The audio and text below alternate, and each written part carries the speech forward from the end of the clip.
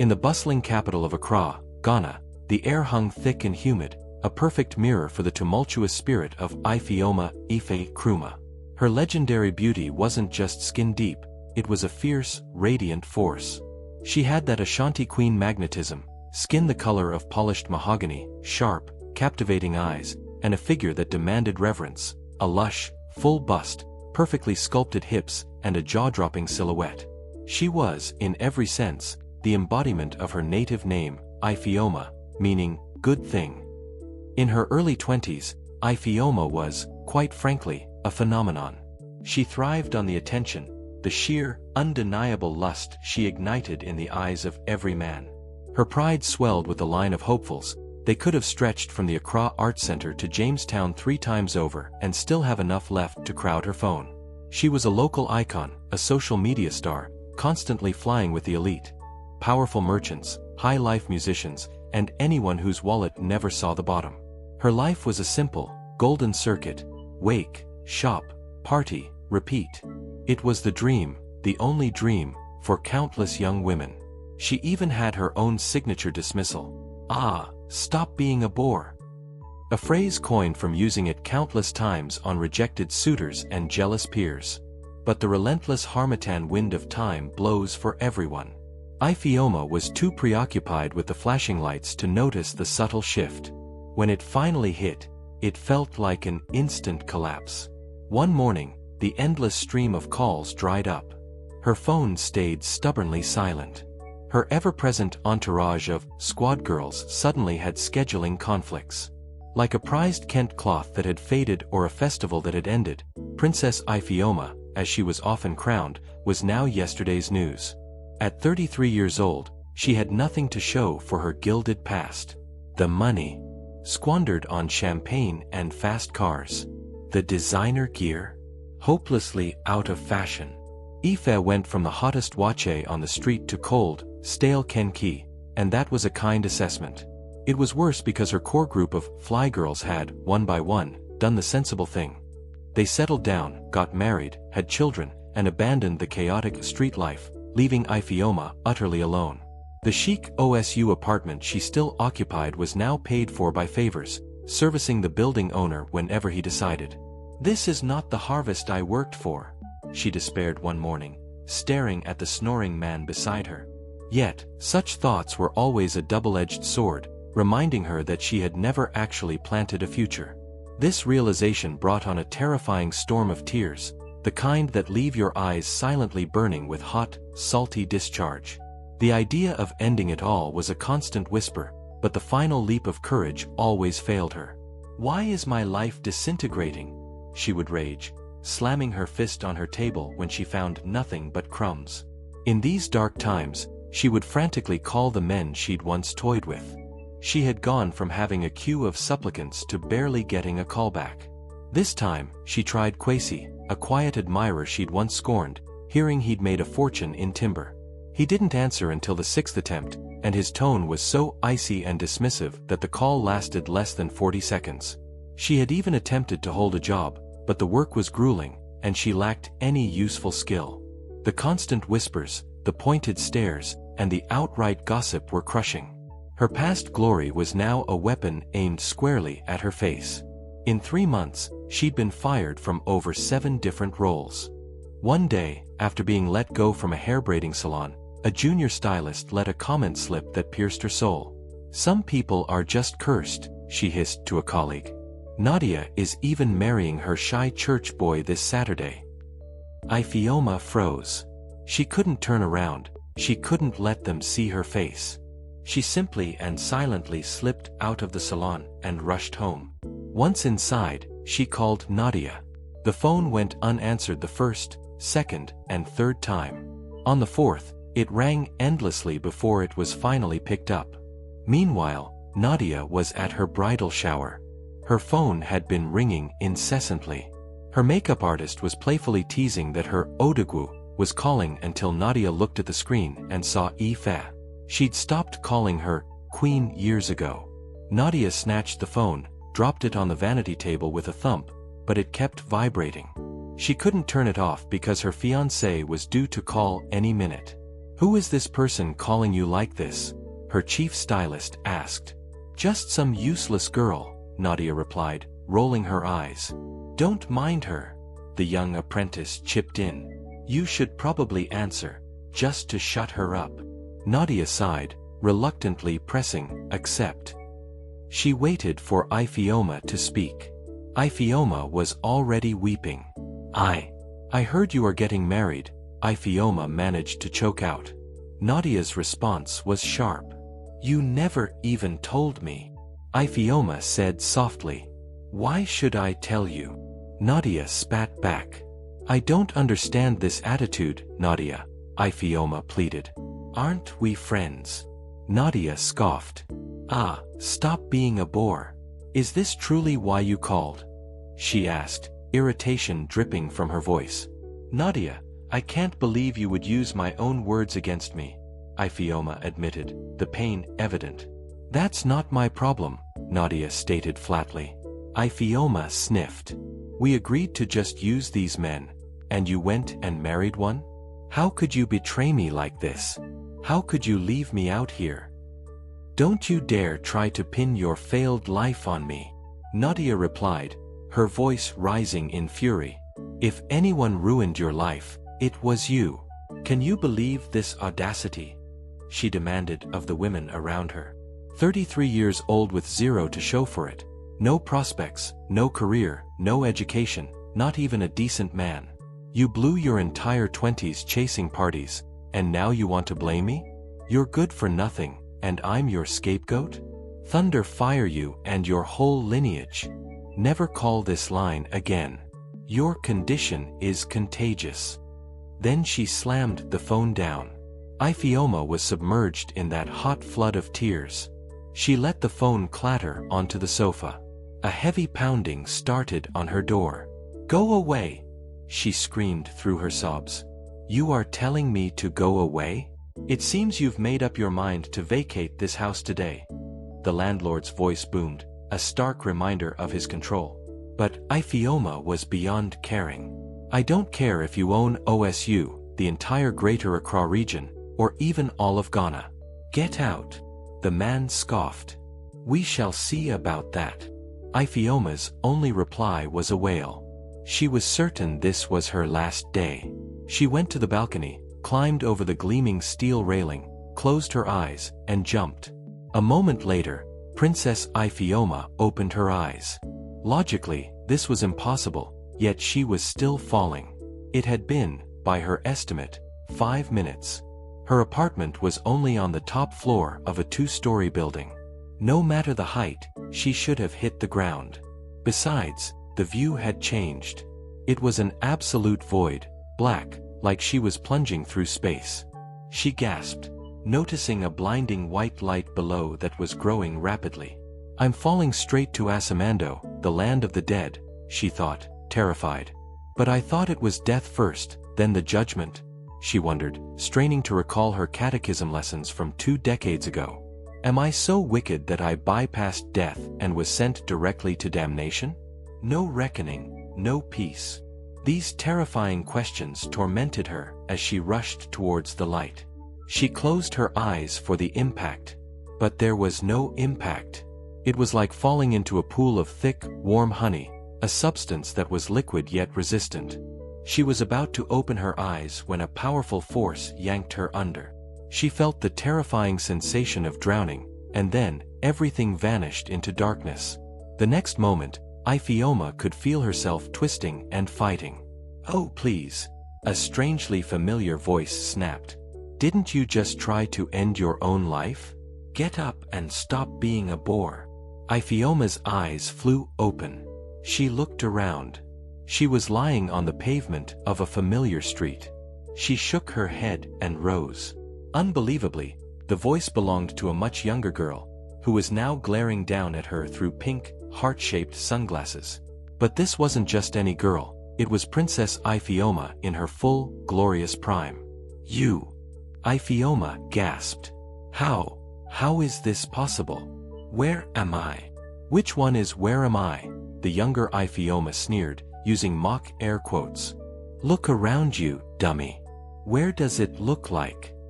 Ifeoma obeyed, looking around. There was a small, ramshackle eatery, painted in loud, festive colors. Wooden benches and tables sat under a corrugated iron shelter. The air was heavy with the enticing scent of sizzling kelaweel and grilling chofi as the vendor expertly worked the grill, his cheerful banter filling the air. Locals from all walks of life, students, elders, market women, were gathered, sharing jokes and laughter over iced soft drinks and spicy snacks. The aroma of freshly smoked meat and pepper soup blended with the earthy smell of the open air, creating a warm, inviting atmosphere. Ifeoma gasped. This was Baba Tun's joint from her childhood. But how? And why here? She turned to her arrogant counterpart, but the young woman was pointing. Ifeoma followed her gaze and saw a much younger version of herself, sitting at a table with a very young Nadia. A single bowl of goat light soup sat between them. "This junior high thing will not buy us a car," Nadia said, expertly using her fork to snag 2 pieces of meat and a piece of yam. "We need to find a better hustle." "You talk as if you don't know my father. What will I tell him?" Ife asked. "Who said he has to know?" Nadia countered. "What are you proposing?" Ife asked, suddenly interested. "You keep collecting your school fees. I know a sharp girl our age who wants an education. We pay her to pose as you. Everything is clean. No one will ever know we're out here hustling, taking everything we want from these foolish men chasing us." "Ah, useless idea!" Ifeoma exclaimed, giving Nadia a high five. "Plus, the school fees will just be extra pocket money." Ifeoma felt the earth should open up to swallow her whole, watching her own hands lay the foundation for her destruction. But before the full tide of remorse could hit, the younger Ifeoma snapped her fingers, and the scene changed. They were now standing behind a school building, peering into the headmaster's office. It was a humble, organized space. Framed certifications and old photos of alumni lined the walls. A massive, scarred wooden desk was cluttered with papers, an old rotary phone, and a thick ledger. Behind it, the headmaster's chair was worn from years of devoted service. Shelves held old textbooks and a few dusty trophies. A ceiling fan rotated lazily, barely stirring the hot air. The room smelled of old paper and chalk. Soft afternoon light filtered through faded curtains.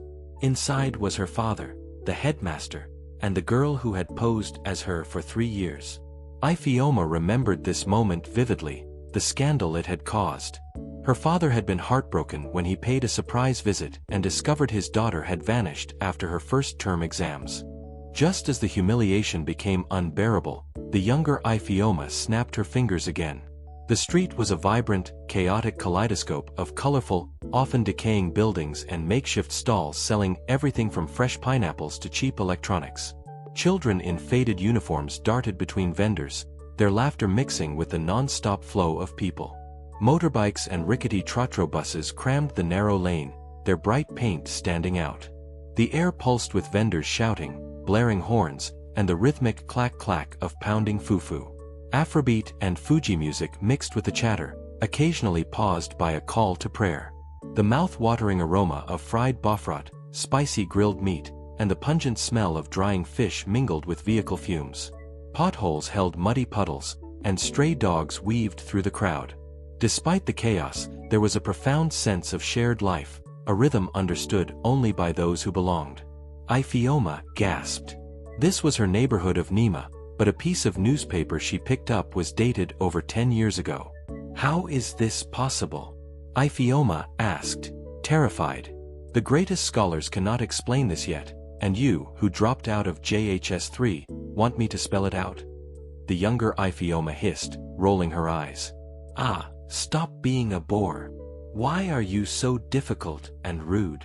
Ifeoma cried out, unable to bear the attitude. "Take a wild guess," the younger Ifeoma retorted, then sashayed off, radiating annoyance. Ifeoma rushed after her. "Where are we going?" No one seemed to see them, yet Ifeoma felt a strange, chilling sensation every time she passed through a person. Suddenly, the younger Ifeoma stopped. Ifeoma had to halt abruptly. Jaime Kwan, Princess Ife. Make way for me, Princess Ife. She heard people on the street hailing her. And there she was, the real Ifeoma, in a flimsy halter-neck crop top and a leather skirt the size of a handkerchief, basking in the adoration. Ifeoma remembered this moment. She was staggering back from an all-night party. This was the exact day she arrived home to find her meager possessions tossed out onto the street. The younger Ifeoma snapped her fingers, and they were instantly inside. They appeared in the sitting room. Ifeoma's glance took in the faded cream walls, adorned with family photos and a large, bright calendar. A worn sofa set faced a small TV showing an old Nollywood movie. Two younger kids sat cross-legged on the floor, mesmerized. A single, low-wattage yellow bulb cast a weak, amber light. A simple wooden table with mismatched chairs stood nearby. Through a slightly ajar door, she could glimpse the cluttered kitchen. From the dark passageway, they could hear the shouting match. Obi Chukwu, if you believe you can leave this house whenever you please and return at your leisure, you are a liar. Now, pack your things and get out of my house, her father thundered. Ifeoma tearfully tried to move forward, but the younger Ifeoma restrained her. Don't get too close, she simply said, waving her hand. Suddenly, they could see into the room where the parents and daughter were. A faded poster hung above a double bed covered with a brightly patterned cloth. A wooden wardrobe stood against the wall. The father sat on the far side of the bed, his back to them, while her mother sat near Ifeoma, looking utterly defeated. Papa, am I not an adult? Ifeoma challenged. That is not my concern. Take your belongings and return to wherever you have been. That is final. Mama, you won't say anything? See what Papa is doing to me. But Mrs. Obi Chukwu knew better than to undermine her husband, especially over a daughter who had caused so much grief. Mama, you don't want to say anything? Ifeoma repeated. And what should I say, Ifeoma Chukwu? The woman asked with profound sorrow. This is not the first, second, or third time I have begged your father for you. But you always do as you wish. Your father has made his decision. So, both of you want to throw me out of my own home, she shouted. Kwabena, she called, and the older boy from the parlor rushed in. Take Ifeoma and go and bring in my things. Her father turned. Kwabena, if you touch one thing, you will follow her and leave this house. Now, run back to that parlor before I get up from this bed. Kwabena scrambled back to the parlor, leaving Ifeoma standing alone. She shook her head. If I leave this house... She slammed her hand against the wall. None of you will ever see me again. Fine by me, Mr. Obi Chukwu replied. Ah. Mrs. Obi finally cried out. She is your daughter, my dear. Mr. Obi turned to face his wife. If I hear that from you again, I have only two children. Kwabena, my firstborn, and Amma, my last. The other child, an abosom, spirit, took from me, and until that spirit returns her, she is dead to me. Now, apologize to your father and stop this reckless life. I am not stopping anything, Mama. If that is what Papa wants, so be it. With that, she stormed out, leaving her belongings scattered outside. She left the neighborhood. Ifeoma knew what she did next, but she longed to see her parents' reaction. Papa, Kwabena, she has left us. Her mother wept. Our daughter has gone. I do not know about you, Mr. Obi replied, but that young woman is not my daughter. I do not recognize that stranger. I cannot let Kwabena and Amma grow up under such a shadow. I have lost one child, and I must protect the two I have left. What if she comes back? Mrs. Obi asked. If she comes, asks for forgiveness, and turns away from her wicked path, my arms will be open to her. Ifeoma didn't realize she was crying until the younger Ifeoma turned to her. Wipe your face, she instructed. We must go. Ifeoma gathered herself, still drying her tears, when her companion snapped her fingers. The scenery changed. The place was a mix of modern luxury and opulent design, with pulsing neon lights casting a rich glow. The bar, a centerpiece, stretched along one wall, lined with exotic bottles. Sharp-witted bartenders mixed cocktails with practiced flair. The air was filled with the heavy bass of Afrobeat and amapiano, driven by a DJ in a raised booth. Plush velvet seating areas were scattered around, occupied by laughing, dancing groups. The dance floor was a sea of moving bodies. Overhead, massive, ornate chandeliers added a touch of royalty, their light reflecting off mirrored walls. This was Club Gold Coast, one of her favorites. But she couldn't place this memory. "Look to the bar," the younger Ifeoma commanded. She looked. A young man, vaguely familiar, sat alone. His clothes were simple, but his face was kind. "Fine boy, how far?" a younger Nadia said, slipping onto the stool next to him. His smile was shy. "I am looking for Ifeoma." "You mean our Queen Ife?" she asked, and he nodded. "And who should I tell her is asking?" "Just tell her it's Ya." Ifeoma gasped. That was Ya Ashanti, who had grown up with her, her friend since childhood. "Okay," Nadia replied, and she left. A few minutes later, Ifeoma's younger self walked up to the bar. "Ya, what is up?" she asked, tapping his shoulder but not sitting. "I'm fine," he smiled shyly. "I heard what happened with your dad." Ifeoma looked restless. "So, you're just going to leave?" he asked. "Is that why you are here? Who sent you?" "My mother." "No one sent me, my dear.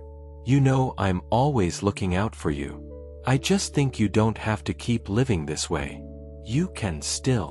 "Oh, so you, with that 500 Ghanaian cedis in your account, came to give me life advice," she scoffed.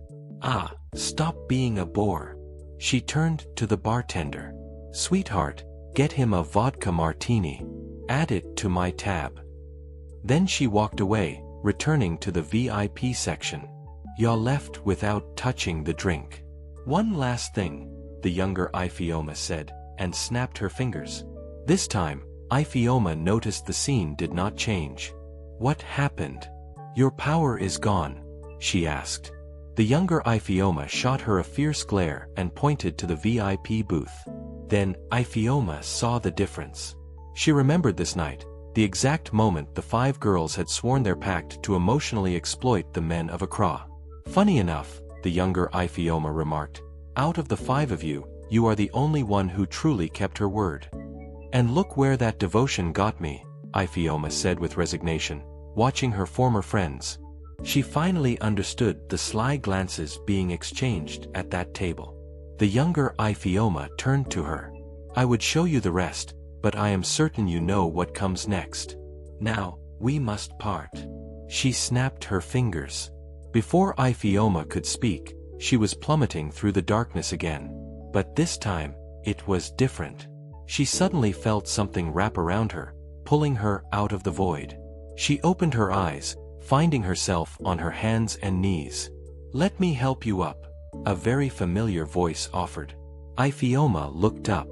She was staring at an exact duplicate of herself, but this version was holding out a hand.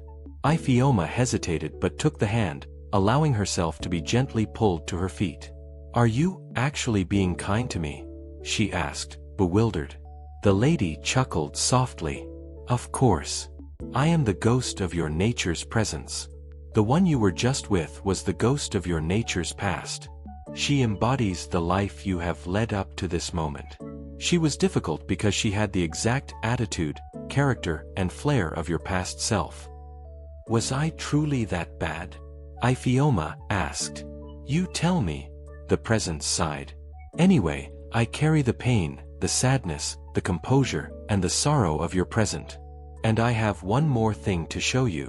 Come with me." Ifeoma nodded and followed. The presence snapped her fingers, and the scenery shifted. The space was glamorous and state-of-the-art. The interior was sleek and futuristic, with interactive LED panels that changed colors with the music, creating an immersive experience. The bar, still the focal point, now featured a digital display menu. Mixologists crafted complex cocktails with scientific precision. The DJ booth was equipped with the latest technology, spinning a high-energy mix of Afrobeat, international hits, and local rhythms. The VIP sections, now velvet-seated and partitioned by glass walls, offered exclusivity and a perfect view of the packed dance floor. The vibe was pure luxury, cutting-edge style, and exclusivity, filled with an upscale, trendy crowd. Ifeoma barely recognized the place, but she knew it could only be one spot, the legendary Club Gold Coast. "What are we doing here? I haven't been here in years," Ifeoma said sadly. "We are not here to see you," her companion replied. "Who then?" Ifeoma inquired. "Them," the presence replied, pointing to the VIP section. Suddenly, they were standing inside the section. "Careful," Ifeoma warned. "Let's not get too close." Her companion chuckled. "It's fine. As long as you are not physically present in this scene, there is no issue. Now, look at the ones you called friends." "Okay," Ifeoma replied. "But first, why is this happening? Am I not dead? I should be in the darkest pit of Asamando." "You are not, my dear, and soon you will understand why. You are being too evasive. Please tell me the truth." "Watch," her companion replied, and Ifeoma turned with a sigh. Her fly girls were all there. Of the inner circle of 5, she was the only one missing. "Can you believe the rubbish? That godforsaken, smelly nonsense called me today while I was at the salon," Nadia said. Ifeoma was stunned. "Oh, really?" Khadija, more commonly known as K-Baby, replied, sipping her drink. "And what did she want? To beg? Because we all know she is a finished woman," she concluded, laughing. The others joined in until Nadia waved them quiet. "Something worse. Can you imagine that idiot was trying to blame me for her own pathetic uselessness? At her age, a person who refused to grow up, and she wants to blame me? Me, who showed her the game. You help people, and they repay you with insults. This world is wicked enough." "Enough!" Ifeoma suddenly screamed. The force of her yell seemed to hit the girls. They froze, bore dazed expressions, and looked around in confusion. Ifeoma broke down in tears, and her companion offered a comforting shoulder. "Believe me, I understand more than anyone else what you are going through right now," the presence assured her. "But some people are not worth crying for." "I am not crying for them," Ifeoma replied, tears streaming down. "I am crying because how can people be so cruel? I am crying because I would have given everything to that group of girls. After losing my family, they were the only ones who took me in.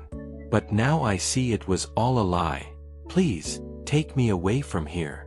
Anywhere but here," Ifeoma insisted.